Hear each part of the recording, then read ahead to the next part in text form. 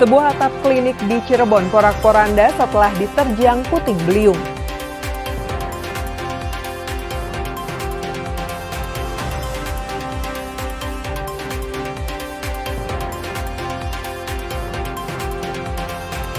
Diduga remblong, truk bermuatan batu bara terguling.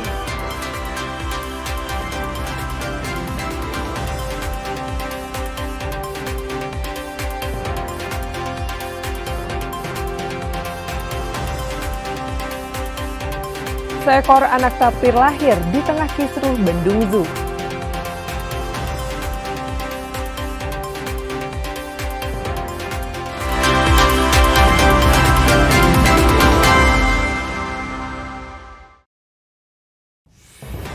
Selain ketiga informasi utama tadi, kami masih memiliki informasi menarik lainnya. Saya Mita Handayani akan menemani Anda dengan berita independen terpercaya. Kita simak Kompas Jabar selengkapnya.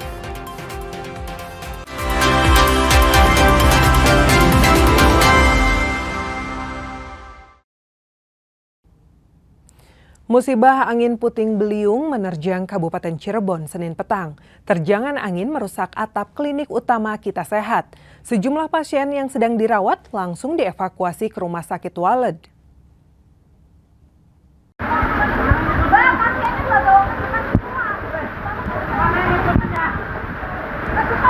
Video amatir musibah angin puting beliung yang menerjang klinik ini viral di sejumlah media sosial.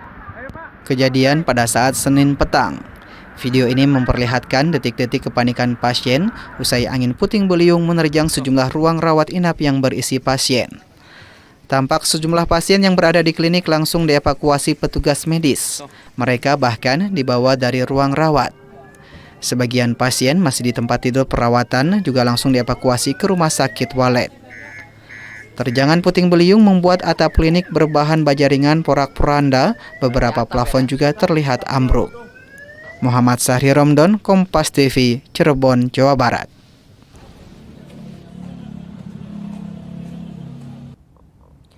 Sebuah dam truk pengangkut batu bara mengalami kecelakaan tunggal di Jalan Perintis Cibadak, Warung Kiara, Kabupaten Sukabumi. Truk diduga mengalami remblong dan terguling setelah sang sopir mencoba meminggirkan kendaraan untuk menghindari kecelakaan yang lebih fatal.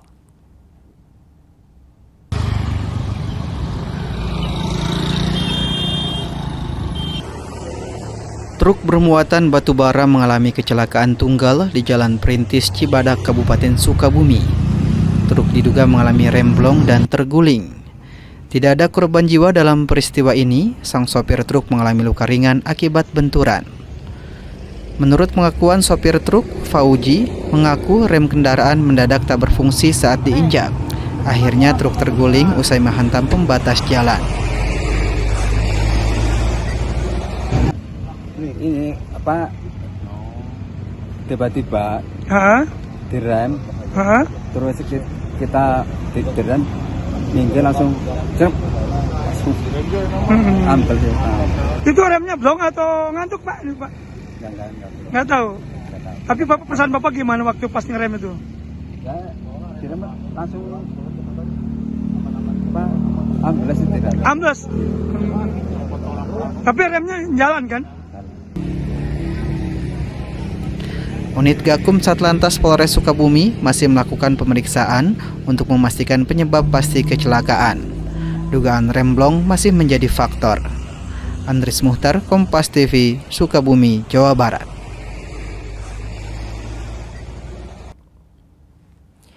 Operasi Zebra Lodaya 2025 mulai digelar Senin pagi 17 November dan akan berlangsung selama 2 pekan oleh Satlantas Polres Garut. 95% pelanggar akan dikenakan tilang elektronik.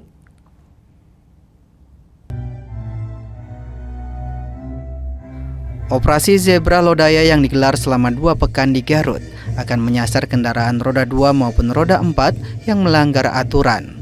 Mulai dari pengendara yang melawan arus, tidak menggunakan sabuk pengaman, tidak dilengkapi surat-surat kendaraan, tidak memakai helm, dan menggunakan knalpot brong, hingga kendaraan yang melebihi kapasitas.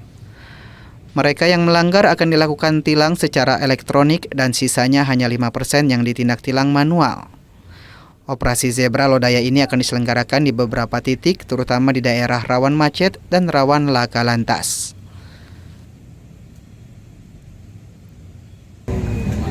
Dari tanggal 17 ini sampai tanggal 30 untuk lokasi ya di wilayah hukum Polres Garut. Ini kita menyambut untuk kegiatan operasi lilin. Jadi ya, seperti apa ya, kita melakukan pengecekan dan sebagainya.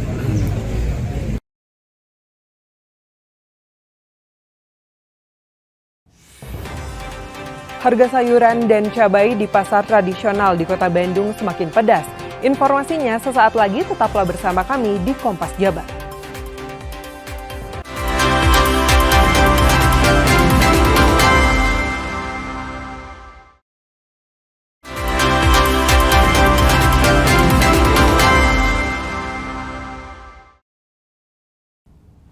Harga berbagai jenis cabai dan sayur di Pasar Kosambi, Bandung naik dalam 2 bulan terakhir.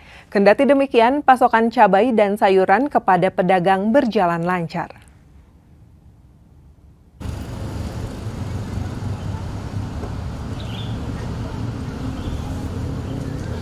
Menurut salah satu pedagang sayur di Pasar Kosambi, Bandung, Siti Rohayati, kenaikan harga cabai dan sayuran sudah berlangsung sejak 2 bulan. Harga cabai keriting merah yang sebelumnya dijual Rp50.000, kini dijual Rp70.000 per kilogram. Begitupun dengan harga cabai merah Tanjung yang sebelumnya dijual Rp50.000 menjadi Rp70.000 per kilogram. Sedangkan untuk harga cabai lain seperti cengkeh domba dan cabai keriting hijau masih stabil di angka Rp50.000 dan Rp40.000 per kilogram. Kenaikan harga juga terjadi pada komoditas sayuran. Wortel yang biasanya dijual Rp12.000 sekarang naik 2 kali lipat menjadi Rp24.000 per kilogram. Tomat yang dijual Rp12.000 kini menjadi Rp15.000 per kilogram. Sedangkan untuk selada bokor sebelumnya Rp15.000 menjadi Rp25.000 per kilogram. Keriting merah jual 70, dulu kan 50 paling mahal, sama Tanjung juga 70 sekarang, paling mahal dulu 50 gitu, entah gitu aja, sekilo ya. Cabai normal stabil lah gitu, 50 beli 50, ini sama 50. Cengkeh hijau, cengkeh merah.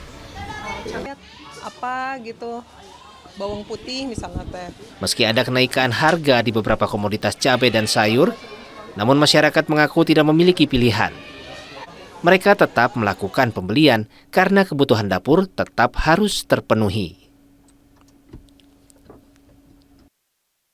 Harapannya ya buat komoditas sayuran seperti itu ya mudah-mudahan harganya tidak terlalu tinggi lah, karena akan menghadapi kayak libur panjang Natal, Tahun Baru.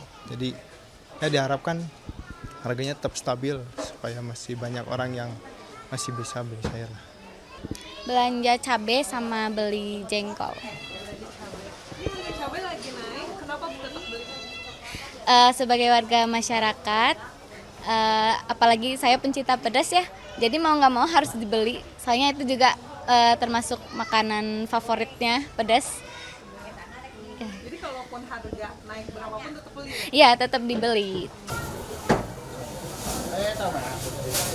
Meski mengalami kenaikan harga, namun pedagang mengaku pasokan komoditas cabai dan sayur dari pemasok berjalan lancar. Tim Liputan, Kompas TV, Bandung, Jawa Barat. Ribuan siswa SMA Negeri 3 Garut sambut makan bergizi gratis atau MBG dengan penuh sukacita. Menikmati MBG menjadi penantian panjang yang selama ini para siswa tunggu-tunggu.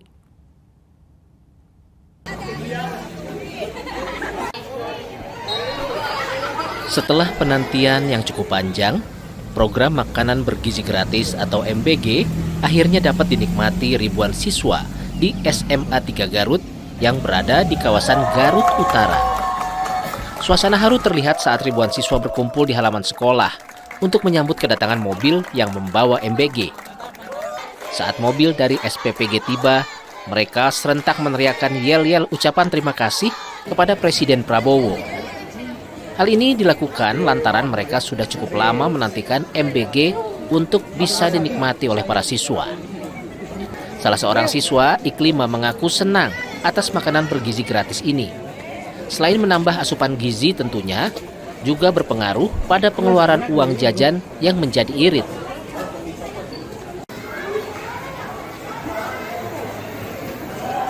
Karena dia menambah itu asupan gizi setiap hari, terus juga kan kalau misalkan setiap hari itu dikasih uang jajannya dari orang tua, nah itu tuh mengurangi pengeluaran selama setiap hari gitu Kak. Karena kita kan biasanya jajan, jadi kita makan gitu. Kepala SMA Negeri 3 Garut, Asep Ansori Mujahidin, mengapresiasi kehadiran program MBG. Sebanyak 1.438 siswa, mereka kini bisa menikmati MBG.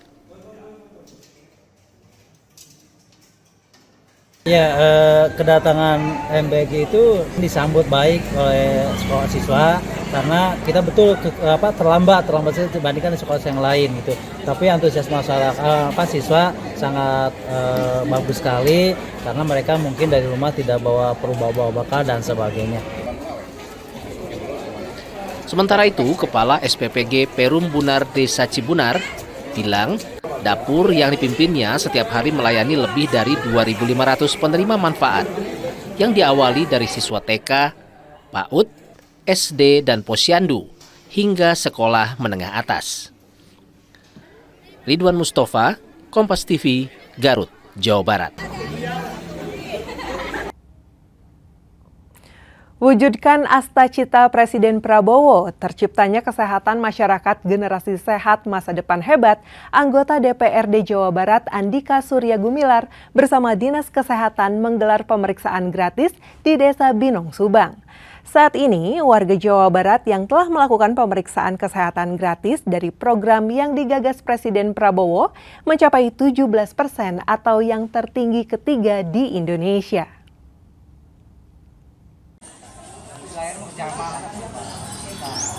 Pemeriksaan kesehatan secara gratis yang digelar anggota Komisi 5 DPRD Jawa Barat dari Partai Gerindra, Andika Surya Gumilar, bersama Dinas Kesehatan disambut antusias warga di Desa Binong, Subang.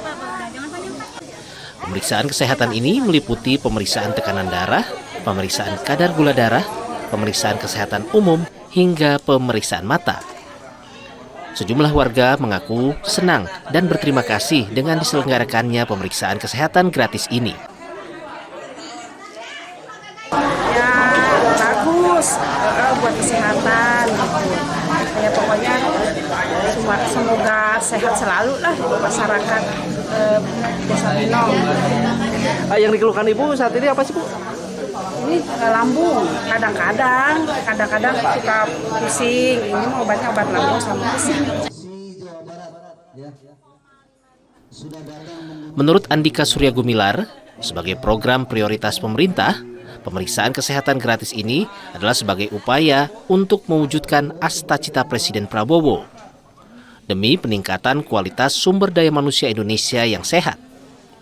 Tercatat hingga saat ini, program pemeriksaan kesehatan gratis di Jawa Barat sudah mencapai 17% yang diharapkan bisa mendeteksi secara dini kondisi kesehatan warga. Politisi Partai Gerindra Dapil 11 Jawa Barat mengajak masyarakat untuk peduli pada diri sendiri dengan melakukan pemeriksaan kesehatan secara rutin.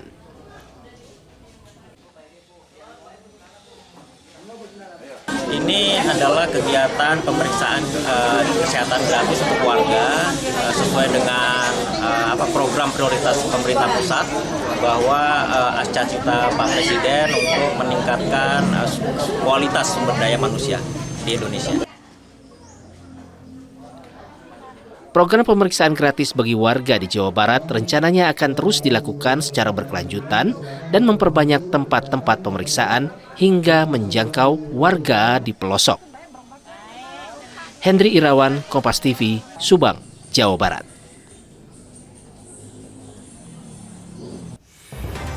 Seekor anak tapir lahir di tengah kisruh Bandung Zoo. Informasi selengkapnya kami hadirkan usai jeda, tetap bersama kami di Kompas Jabar.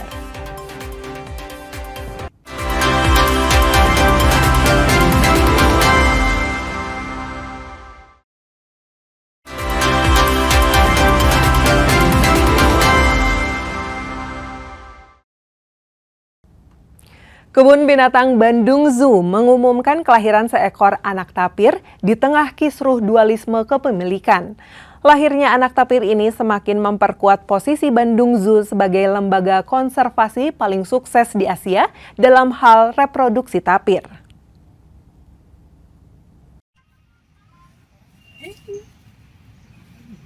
Kebun Binatang Bandung Zoo mengumumkan kelahiran seekor anak tapir di tengah kisruh dualisme kepemilikan. Tapir jantan ini lahir pada Jumat 14 November 2025 sekitar pukul 6 pagi. Lahirnya anak tapir ini menambah jumlah koleksi tapir di Bandung Zoo. Saat ini sudah ada sekitar 11 tapir yang dikoleksi oleh Bandung Zoo yang terdiri dari 7 jantan dan 4 betina. Pihak Bandung Zoo saat ini belum memberikan nama bagi tapir jantan yang baru lahir ini. Rencananya pihak Bandung Zoo bakal meminta masyarakat untuk memberi usul bagi nama tapir melalui media sosial. Pihak Bandung Zoo juga berencana akan membagikan tapir koleksi mereka kepada kebun binatang lain. Hal ini dikarenakan sudah terlalu banyak tapir yang menjadi koleksi Bandung Zoo. Jadi, alhamdulillah Bandung Zoo itu kebun binatang atau lembaga konservasi yang terproduktif melahirkan satwa tapir di Asia.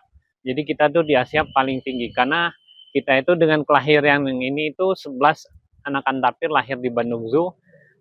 Yang ini, yang jantan ini kemarin lahirnya hari Jumat tanggal 14 jam 06, jadi jam 6 pagi tepat. Lahirnya anak tapir ini semakin memperkuat posisi Bandung Zoo sebagai lembaga konservasi paling sukses di Asia dalam hal reproduksi tapir. Abdul Rahim, Kompas TV, Bandung, Jawa Barat. Upaya mengasah potensi dan kreativitas siswa, salah satu sekolah swasta di Bandung menggelar pentas seni. Beragam kesenian ditampilkan mulai dari kabaret, seni musik, dan tari tradisional.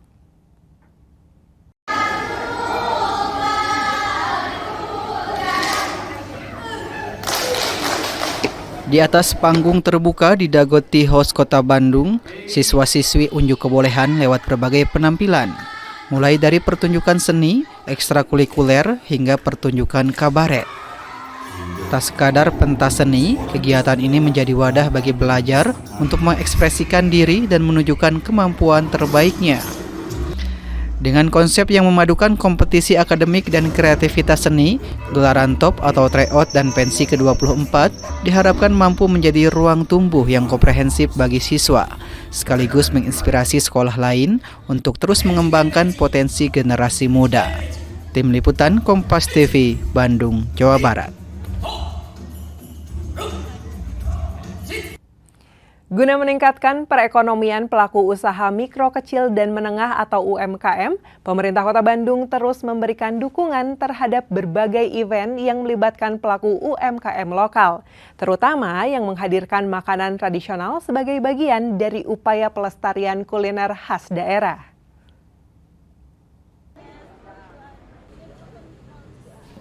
Event kuliner di Kota Bandung kini menjadi salah satu cara efektif untuk mendorong pertumbuhan ekonomi pelaku UMKM. Melalui kegiatan ini, para pelaku usaha bisa memperluas pasar sekaligus memperkenalkan produk lokal kepada masyarakat lebih luas. Dukungan terhadap UMKM bukan sekedar ajang promosi, namun juga bentuk nyata keberpihakan pada ekonomi rakyat dan pelestarian kuliner tradisional khas Bandung, Jawa Barat. Jadi kita yang dari tahun lalu dan tahun ini beda gitu kan ya, beda jenisnya. Nah ini mungkin tahun depan juga kita persiapkan apalagi nih gitu kan. Nah ini kita juga mempromosikan bahwa produk unggulan di Kota Bandung ini luar biasa gitu. Selain dukungan regulasi, Pemkot Bandung juga memfasilitasi pelatihan, perizinan hingga promosi bersama melalui pameran dan festival kuliner. Dukungan ini diharapkan mampu menjaga semangat wirausaha di kalangan masyarakat, khususnya pelaku usaha mikro. Alhamdulillah Pak Puji Tuhan, pemerintah juga peka terhadap banyaknya kegiatan yang positif buat masyarakat. Dan ini kan terpadu dari pariwisata, dari dinas pendidikan dengan paduan suara dan kreativitas, kemudian dari Dispora kita lifestyle, kemudian dari dinas UMKM, itu adalah semua UMKM itu terlibat untuk makanan berjenis mengandung bahan kelapa. Dengan kolaborasi pemerintah dan komunitas UMKM, diharapkan geliat ekonomi rakyat di Kota Bandung terus tumbuh dan memberi dampak nyata bagi kesejahteraan masyarakat. Sunandar, Kompas TV, Bandung, Jawa Barat.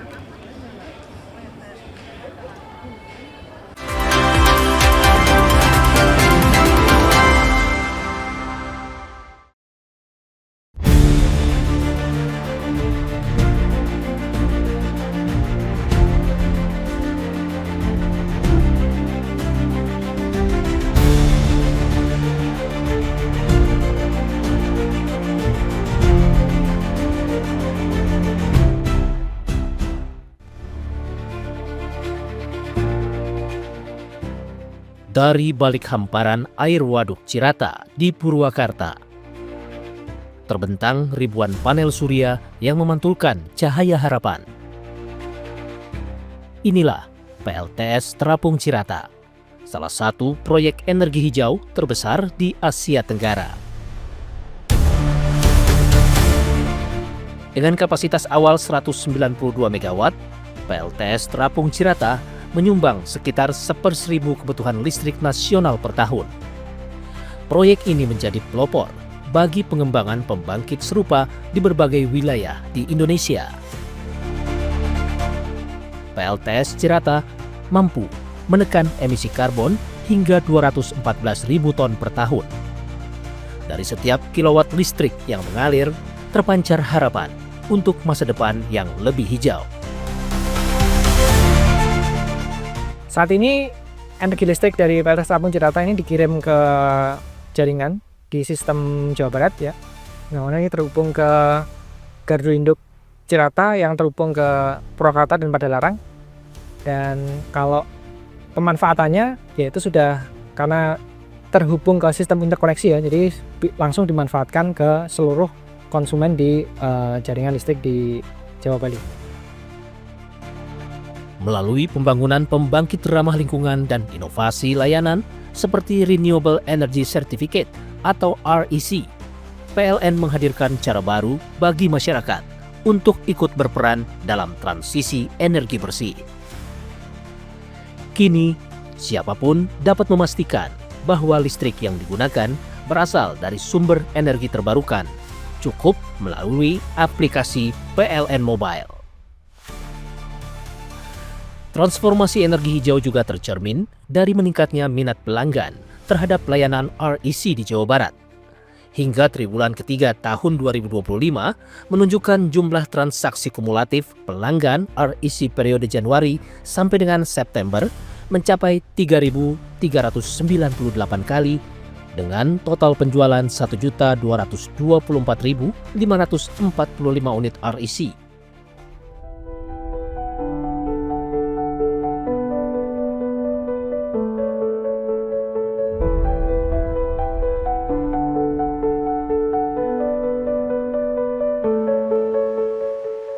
Kami juga melihat bahwa kepedulian masyarakat terhadap penggunaan energi hijau ini semakin meningkat, sehingga ini dapat meningkatkan pembelian akan produk PLN juga semakin meningkat. Sampai dengan saat ini untuk pembeli produk green energy dari PLN memang paling banyak adalah pelanggan industri. Tapi menariknya saat ini sudah mulai banyak pelanggan rumah tangga maupun komunitas yang mulai membeli produk green energy berupa REC. Ini menunjukkan bahwa produk green energy dari PLN tidak eksklusif tapi juga bisa dinikmati oleh seluruh masyarakat. Dari Cirata, energi matahari disulap menjadi daya yang menerangi hingga pelosok negeri. Lestari hijau dari proyek ini juga menopang pasokan energi bagi pelanggan REC. Azif Ardiansyah, Kompas TV, Jawa Barat.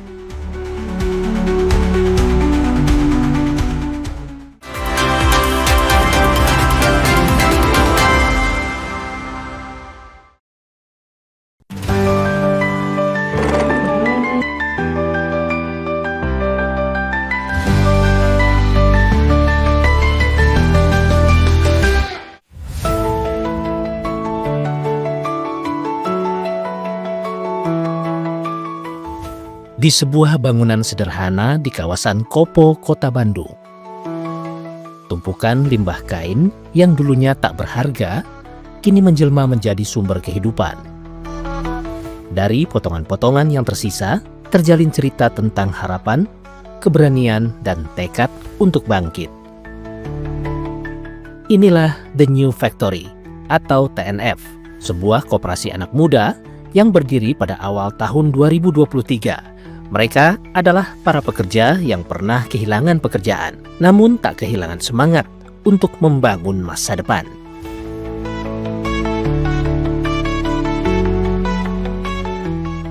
TNF dikelola oleh 8 anggota yang juga pemiliknya.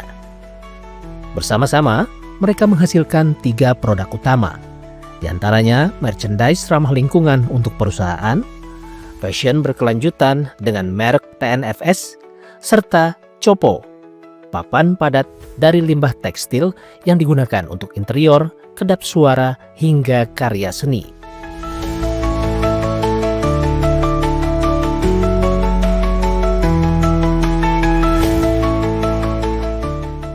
Dua tahun berjalan, produk-produk TNF semakin diterima pasar. Mereka bekerja sama dengan berbagai perusahaan ternama. Jadi kami menggunakan limbah tekstil atau limbah fashion itu karena memang bahannya sangat banyak, berlimpah, dan sebenarnya tidak terolah sama sekali. Practically bisa dibilang tidak terolah sama sekali karena di Indonesia sendiri ada 1,2 juta ton limbah tekstil yang dihasilkan, tetapi kurang dari 15% yang didaur ulang lagi. Jadi itu artinya ada jutaan ton yang limbah tekstil yang dibuang ke lingkungan kita, dibakar, mencemari lingkungan.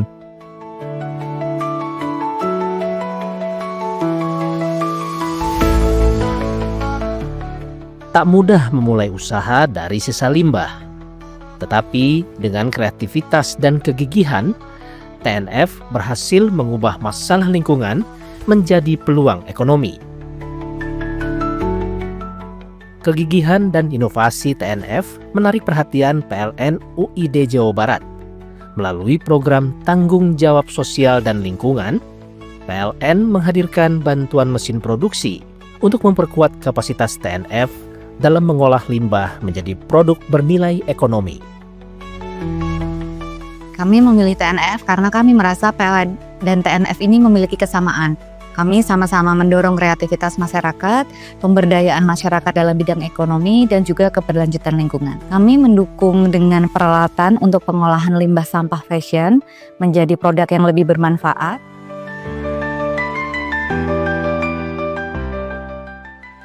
Setiap potongan kain yang disambung di sini adalah simbol energi baru, energi kehidupan yang menyalakan harapan banyak keluarga.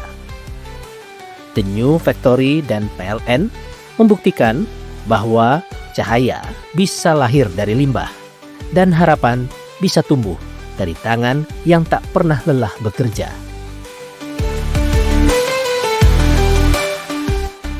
Azif Ardiansyah, Kompas TV, Bandung, Jawa Barat.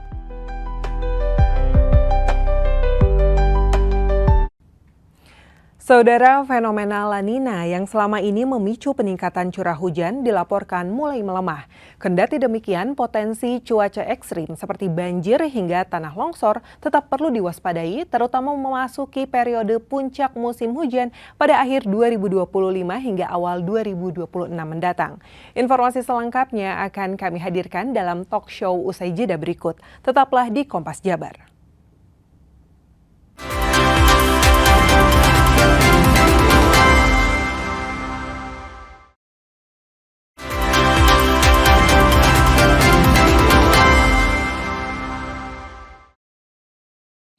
Baik, terima kasih saudara, masih di Jabar dan kita kembali lagi melanjutkan perbincangan di pagi hari ini berkaitan dengan cuaca buruk yang terjadi di Bandung Raya bersama Kepala BMKG kelas 1 Bandung dan BPBD Kabupaten Bandung, Ibu.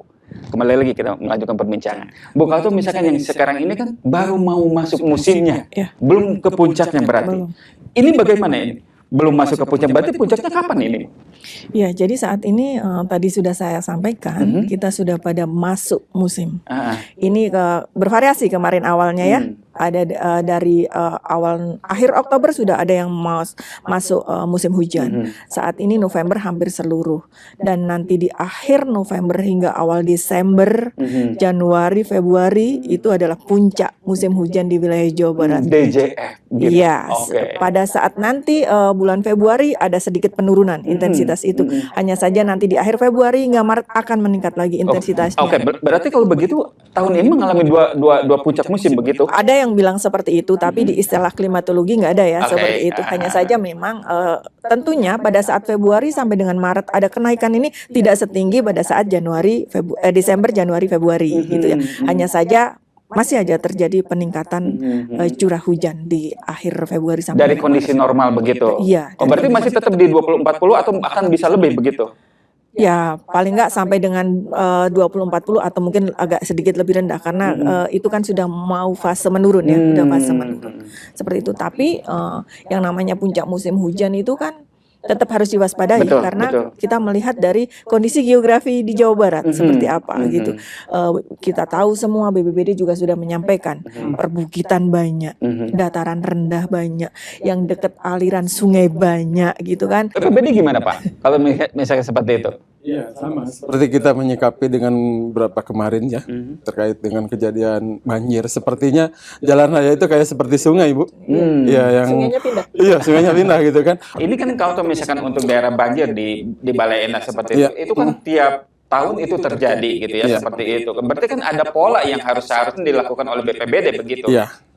BPBD sudah berusaha ya semaksimal mungkin seperti dibangunkannya retensi Bu ya, retensi seperti di Andir, Cienteng gitu kan.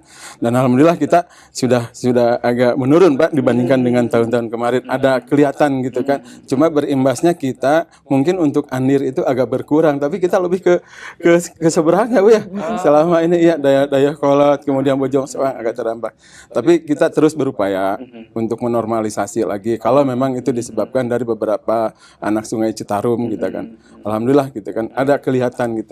Tinggal bagaimana untuk meningkatkan pola selanjutnya. Iya, betul. Gitu kan. Tapi kalau misalkan berkaitan dengan masyarakat nih Pak, dengan masyarakatnya, ketika misalkan BPBD turun, ketika misalkan menghimbau bahwa hari ini atau saat ini sedang dalam keadaan musim hujan yang cukup tinggi seperti itu responnya bagaimana Pak? Itu? Alhamdulillah masyarakat sudah karena itu menjadi biasa gitu ya. Jadi begitu kita ada kan selalu dengan BMKG ya manakala ada intensitas curah hujan tinggi. Jadi sedikit kita bisa memberikan himbauan pada masyarakat terkait dengan potensi akan curah hujan turun curah hujan tinggi gitu kan, sehingga mereka itu ada persiapan gitu kan seperti itu. Ada himbauan mungkin dari PBPD. Biasanya himbauannya apa itu kalau misalkan itu? Himbauannya agar selalu bersikap waspada, berhati-hati, kemudian lebih kepada dokumen ya, jangan sampai untuk warga masyarakat Dayakolot kejadiannya seperti tanggul jebol dulu kan berdampak pada kerugian yang sangat besar waktu itu. Kebetulan waktu itu pelaku evakuasi di lapangan saya sendiri yang komando itunya. Jadi terutama di daerah Citerep waktu itu. Jadi saya anjurkan pada masyarakat agar lebih menyiapkan diri untuk di daerah yang sifatnya rawan banjir gitu kan. Seperti pengamanan dokumen penting melalui tas siaga bencana gitu kan, seperti itu. Minimal itulah yang bisa dilakukan. Tas siaga bencana. Ya. Apa aja itu isinya? Seperti itu Pak, seperti dokumen-dokumen surat penting, misalkan sertifikat atau surat nikah lainnya atau itu gitu kan, ijazah sebagainya, itu dimasukkan dalam satu tas. Jadi manakala terjadi bencana itu gampang untuk mengamankannya. Seperti itu, Pak. Oh, jadi udah disosialisasikan juga ya seperti sudah, itu ya. Sudah. Oke. Selain dari tas bencana, apalagi yang harus disiapkan oleh masyarakat ketika itu terjadi gitu seperti itu? Kita kan sudah ini ya terkait dengan persiapan peralatan SAPRAS juga kita sudah disimpan baik di kecamatan atau di desa seperti perahu gitu kan. Nah, kita juga sudah simpan karena mungkin untuk pada saat kejadian BPBD mungkin ada jeda waktu ya dari Mago ke situ. Tapi minimal kalau kita sudah menyiapkan di situ, mereka bisa melakukan evakuasi mandiri, minimal itu gitu kan yang bisa dilakukan oleh masyarakat. Gitu. Berarti BPBD sekarang konsennya untuk menjaga banjir gitu ya? Nah, tidak juga lah. Oh, tidak juga. Longsor juga. Oke, itu bagaimana itu kan? Karena kan kalau dilihat dari geografisnya Kabupaten Bandung kan itu variatif ya, pegunungan, kemudian sungai juga dan seperti itu gitu. Memang betul. BPBD Kabupaten Bandung kita dalam posisi siaga ya. Kita juga mengaktifkan baik dari secara intern piket ya, ada yang piket langsung, piket siaga juga, ada yang piket di bawah siaganya juga ya, gitu kan. Nah, ini berkolaborasi dengan yang ada di wilayah melalui narahubung, ada narhubub di masing-masing kecamatan. Kita libatkan, mulai dari Linmas, Satpol PP-nya juga, sampai ke pemerintahan di setingkat RT RW-nya kita. Nah, sampai di situ. Apalagi kita juga kemarin, alhamdulillah baru selesai pelatihan dengan kolaborasi dengan KNPI seperti itu ya. Jadi menciptakan relawan-relawan yang siap tangguh gitu seperti itu. Itu udah lama berjalan seperti itu Pak untuk pelatihan dan sebagainya. Sudah. Cuma kebetulan kemarin KNPI yang baru kemarin gitu kan. Kalau sebelum-sebelumnya seperti PRB juga udah dari dulu gitu kan. Atau misalkan komunitas bencana lainnya juga sama menginduk ke situ. Itu kalau relawan misalkan seperti itu dilengkapi dengan ininya Pak, dengan keamanannya gitu. Iya. Tentu itu. Seperti itu. Iya, manakala kalau kita lagi penanganan gitu ya. Betul. Dengan peralatannya seperti kalau misalkan banjir dengan life jacketnya, kemudian perteknya gitu kan. Kita harus safety banget. Gitu. Kalau pemetaan untuk longsor daerah mana saja Pak untuk di Kabupaten Bandung? Seperti saya katakan tadi bahwa untuk longsor itu lebih berpotensi kepada daerah perbukitan ya, seperti Pasir Jambu, Ciwidey, kemudian ke arah ininya Pacet, Ibun gitu ya, Kertasari juga seperti itu aja gitu kan kita. Itu bagaimana untuk himbauan ke masyarakatnya? Nah ini untuk himbauan ke masyarakat, BPBD tak henti-hentinya ya, sesuai dengan kolaborasi pentahelik kali ya Bu ya, kita melibatkan semua unsur di situ. Tapi itu pun belum tentu berhasil kalau memang tidak didukung seperti Ibu tadi katakan juga tentang proaktif masyarakat juga. Karena kan walaupun misalkan di dalamnya ada peran serta masyarakat, kemudian akademisi ya, tapi kalau misalkan peran dari sisi peran serta masyarakatnya tidak proaktif, kita nggak mungkin itu ya Bu ya. Tapi kan itu di sana kan ada relawan Pak. Mungkin Iya, seperti itu. ada relawan. Tapi kan relawan juga kan kita jumlahnya terbatas. Iya. Gitu Betul juga. ya, betul. Kita akan kembali saudara setelah jeda iklan berikut ini.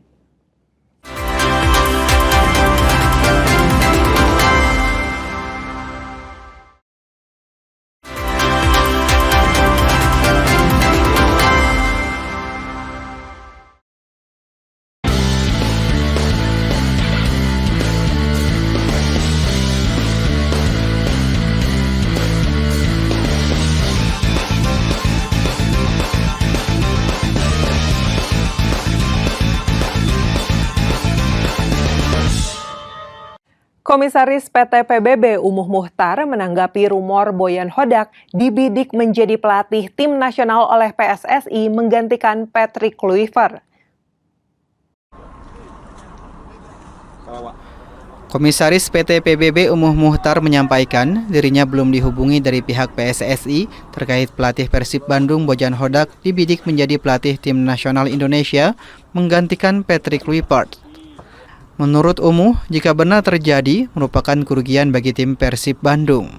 Umuh mempertanyakan kenapa harus Boyan Hodak, masih banyak pelatih yang lebih baik misalnya Sintayong. Sebelumnya pergantian Sintayong oleh Patrick Kluivert tidak masuk akal. Umuh menyebut sebaiknya pelatih tim nasional Indonesia dikembalikan ke Sintayong karena sudah terbukti. Menurut saya kalau Bojan benar mau ditarik juga ke PSSI, ini suatu kerugian untuk Persib, ya, kerugian besar untuk Persib, dan ini juga punya niatan benar untuk Bojan itu ditarik, gitu kan? Kenapa masih ada yang terbaik? Kenapa tidak dikembalikan ke Sintayong, ya? Nah kemarin pun juga saya kan tidak masuk akal, ya, pengertian Sintayong itu yang sangat tidak masuk akal.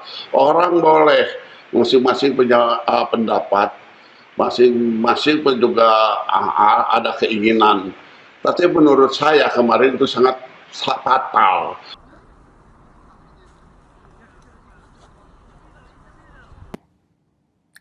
PB Jarum berhasil mempertahankan gelar juara umum kejuaraan bulu tangkis sirkuit nasional Sirnas Polytron Muria Cup 2025.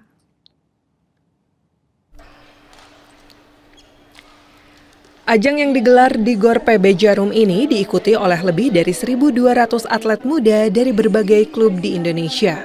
Dari mulai kelompok umur U11, U13, dan U15 tahun. Kelompok remaja, taruna, dan dewasa menjadi arena penting untuk menjaring bibit-bibit unggul dan calon penghuni pelatnas PBSI di masa depan. Ketua Pengprov PBSI Jateng, Basri Yusuf bilang, juara umum sudah menjadi tradisi bagi PB Jarum di setiap gelaran Sirnas. Ia berharap prestasi ini dapat terus berlanjut untuk mendukung pembinaan dan regenerasi atlet bulu tangkis di Indonesia. Alhamdulillah sesuai dengan kemarin waktu saya menyampaikan bahwa target kita adalah juara umum. Dan alhamdulillah ini semua sudah menjadi langganan untuk PB Jarum di setiap kejuaraan Sirnas selalu menjadi juara umum. Mudah-mudahan seterusnya begitu juga untuk pembinaan dan regenerasi pembinaan di Indonesia ini.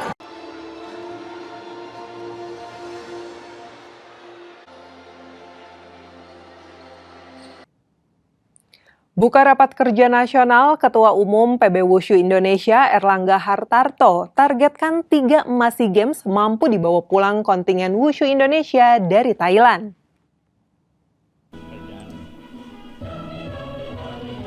PB Wushu Indonesia menggelar Rakernas 14 hingga 16 November di Jakarta. Rakernas yang dibuka Ketua Umum PB Wushu Indonesia Erlangga Hartarto ini dihadiri 27 pengurus Provinsi Wushu Indonesia. Selain evaluasi program selama 2025, Rakernas juga membahas target PBWI, salah satunya di SEA Games 2025.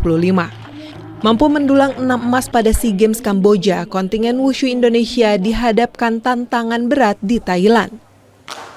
Dari 21 nomor yang dipertandingkan di Kamboja, dipangkas menjadi 14 nomor di Thailand. Namun dengan segala upaya yang dilakukan, diantaranya pemusatan latihan di Tiongkok, PB Wushu Indonesia masih yakin mampu membawa pulang 3 medali emas dari negeri Gajah Putih. Memang di dalam kegiatan SEA Games biasanya tuan rumah yang punya katakanlah privilege untuk memilih, sehingga tentu ini nanti akan menjadi tantangan lah bagi para atlet yang saat sekarang sedang menjalani pelatnas di China. Itu seluruhnya dicoret. Double lah. Ya.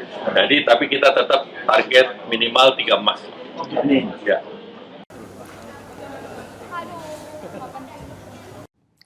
Wadahi energi pelajar ke arah positif, ajang tinju amatir antar pelajar bertajuk Arena Selatan kembali digelar untuk kedua kalinya di KPJ Bulungan, Jakarta.